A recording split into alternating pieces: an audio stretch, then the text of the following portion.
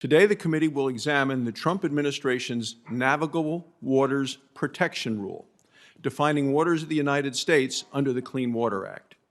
The new rule went into effect in June of 2020. The 2020 rule replaces the Obama administration's illegal rule issued in 2015. That rule gave Washington almost boundless control over what Americans can do on their own property. The Senate opposed the 2015 rule. We passed a Congressional Review Act resolution in 2015 sponsored by Senator Ernst, who is a valued member of the committee and who is here with us again today. President Obama vetoed that resolution after it passed the House in 2016. President Trump signed an executive order during the first months of his presidency directing his administration to do away with the 2015 rule. The Trump administration repealed the Obama-era rule last year. In April of this year, the Trump administration published its replacement, the Navigable Waters Protection Rule. The new rule is clear and it's limited. It's broadly supported by landowners, by businesses, and by states. 23 states are supporting the rule in court, including my home state of Wyoming. President Trump's rule will not regulate puddles or prairie potholes or dry land. It follows congressional intent, and it recognizes that landowners and states, not Washington, should lead the protection of most water and property in our country.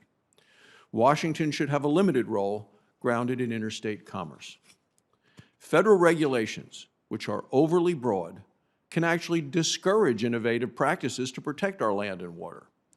In addition, confusing and punishing regulations serve as a drag on our economy without environmental benefit. We can have clean water and a growing economy at the same time.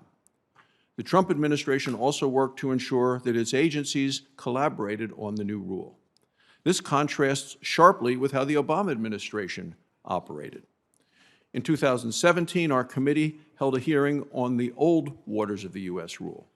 We heard from retired Major General John Peabody, a former commanding general of the Civil and Emergency Operations at the Corps of Engineers.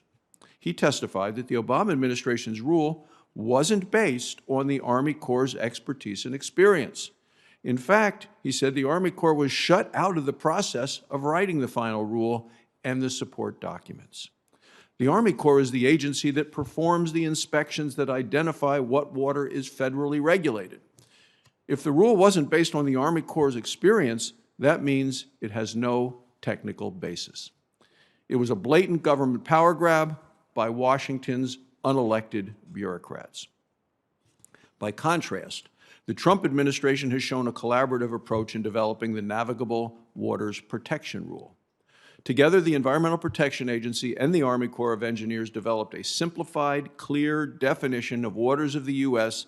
that respects the law and the Constitution.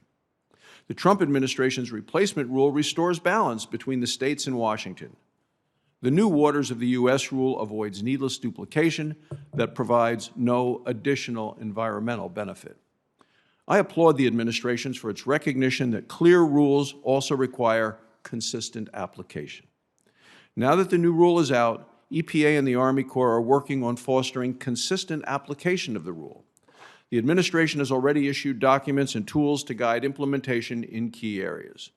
To ensure consistency, the administration plans to conduct internal reviews at regular intervals to check that decisions are consistent no matter what region of the country they impact. This is a good start.